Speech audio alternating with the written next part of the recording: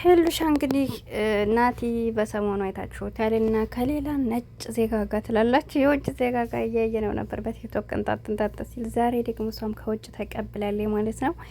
አንቺም ሂጂ ወደ ነጫጮቹ ለኛም አለህለ ለተቋቁሮቹ ብሏልና ህይወት ይቀጥላል። እንግዲህ ዛሬ ደግሞ በአዲስ ነገር ከውጭ ሊቀበል ነው ብላ ሪፖርት አበባዋን ሸብረቅ አድርጋ ሂዳ ተቀብለዋለች። እሱም ደግሞ እንግዲህ ሳይጀመር ምንድነው የሚባለው? ሳይጀመር ምንድነው እና ቀለበት አስሬ ባህር ደስ ይለኛል እያለ ነው ለመጀመሪያ ጊዜ ከመምጣቱ። እንግዲህ ትላላችሁ እንዴት ነው? በምንም ይሁን በምንም ዋናው ነገር ሄሉ ወደ ሚዲያ መመለሷ ደስ ይላል። የባለፈው ቲክቶክ ላይ ራሱ አግኝቻት ለምን አትመለስም እያልኳት በቅርብ እመጣለሁ እያለች ነበር። ያው ከማነው ስሙ ባለ ጠፋብኝ ብቻ ከማን ጋር እንደሆን ሰሞኑን ትንሽ ቪዲዮ ሰርታችኋል። ስሙን ረሳሁት እና ከሱ ጋር ስለሰሩ አሁን ደግሞ ዛሬ አዲስ ነገር መታለች ትላላችሁ። ለማንኛውም አሰላሙ አለይኩም ወራህመቱላሂ ወበረካቱ። ውድና የተከበራችሁ ቻናል ቤተሰቦች እንዴት ናችሁ? ደህና ናችሁ? ሁሉ ሰላም ሁሉ መልካም ነው ያለው አልሐምዱሊላህ። እንግዲህ ከጠፋው ቆይቻለሁ ማለት ነው። ዛሬ በአዲስ ነገር መጥቻለሁ። አዲስ ነገር ሲመጣ እኔም በአዲስ ነገር መጥቻለሁ ትላላችሁና ሄሉን እንግዲህ እንደተመለከታችኋት ነው ፈገግ እያለች አዲስ ሰው ይዛ መታለች ትላላችሁና እንዴት አያችሁት? በጣም ብዙ ሰዎችን ኮሜንት ላይ እያየሁ ነበርና ፍቅረኛሞችን ምንድን ያለችው ለዩቱበሮች ፍቅረኛቸው እንደመቀያየርላቸው ለእኛም ህይወታችንን እንቀይር እያለኝ ነበር። አሜን ብለናል። ለማንኛውም እና እውነት ለመናገር ብዙ ነገሮችን አይተናል በዩቱበሮች ምክንያት። ግን ደግሞ እውነት ለመናገር እስካሁን ድረስ ቋሚ ነገር አላየንም፣ ጅማሬ እንጂ።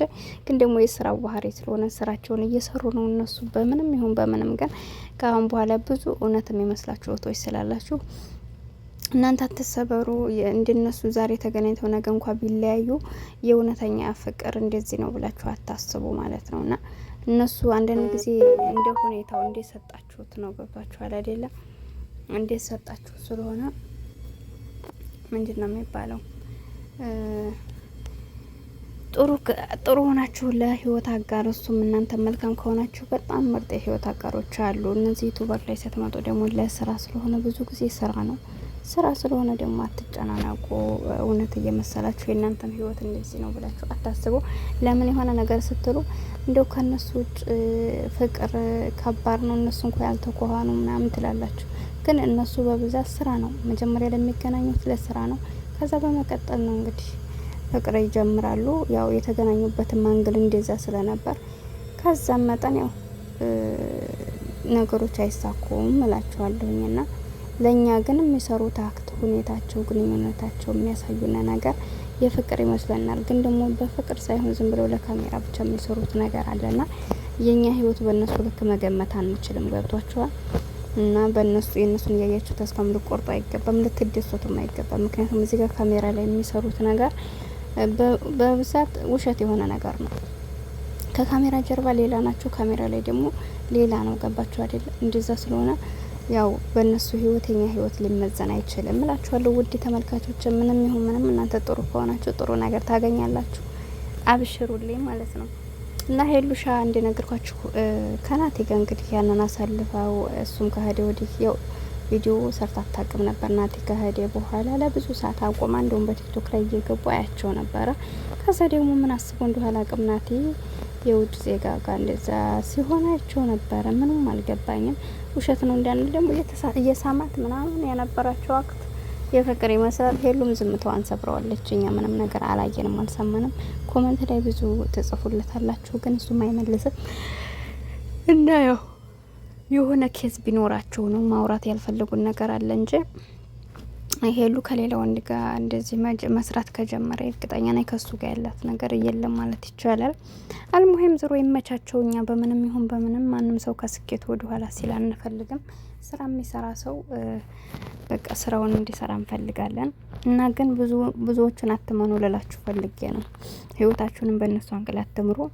እና ያው ሄሉሻ እንደውም ባለፈው ቤተሰቦቿ ጋር እንደዚህ የነበርኩበት ሁኔታ እያለ ቤት ሊለቁ የሆነ ቤት ሄደው እያዘጋጁ እያያችሁ ነበር። እና ስደት ላይ ያላችሁት ወንድሞች ደግሞ እንደነገርኳችሁ በብዙ ሰዎች ታያላችሁና ከምንም በላይ ቤት ያስፈልጋል። ቤት ደግሞ እንድትሰሩ ጠንካሮች መሆን አላችሁ። ብራችሁን ሴፍ አድርጉ።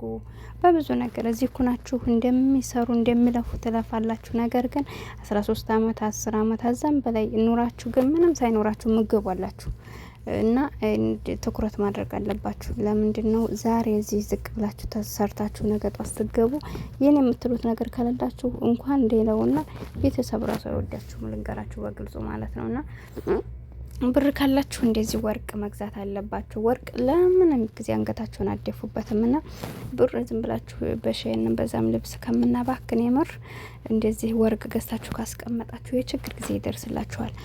እናንተም ሀብታም ከሆናችሁ ታጌጡበታላችሁ። እንዲሁም ደግሞ ከቸገራችሁም ደግሞ የሰው ፊት አታዩም። በአሁኑ ሰዓት አንድ ብር የሚያበድራችሁ የለም። እናንተ አትቸገሩ እንጂ በተለይ ስደት ላይ ስትኖሩ ትዳር ትይዙና ልጅ ሊመጣ ይችላል።